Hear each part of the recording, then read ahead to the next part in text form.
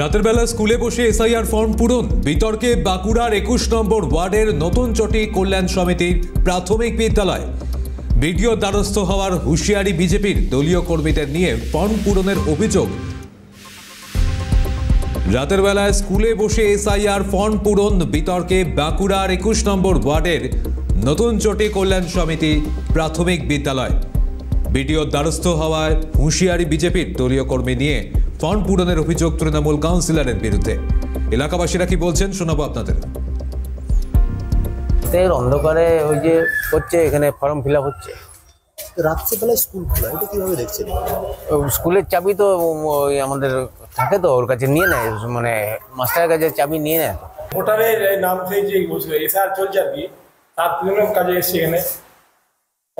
অনেকে বলাচ্ছে বস্তি লোক হওয়া আসছে, আমরা জানি না হয়তো কীভাবে প্রসেসিংটা করতে হবে কাজটা, তো সেই জন্য আমরা এসছি আর কি। আপনাদের শোনাবো স্থানীয় কাউন্সিলর, তিনি কি বলেছেন।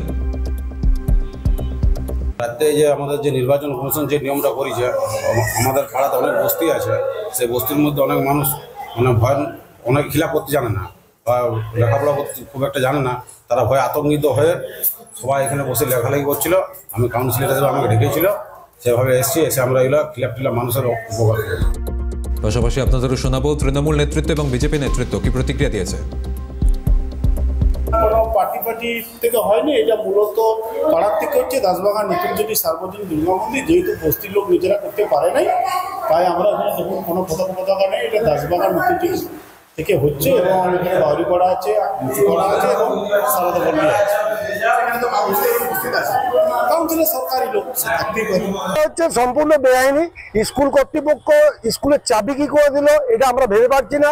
আমরা মনে হয় এটা প্রশাসনের দৃষ্টি আকর্ষণ করার জন্য আমরা বলবো যে এভাবে বেআইনিভাবে স্কুলে, সরকারি স্কুলে এসআরএ ফর্ম রাত্রেবেলায় এবং কাউন্সিলর এবং পার্টির নেতারা কি করে দিতে পারে, এটা সম্পূর্ণ বেআইনি।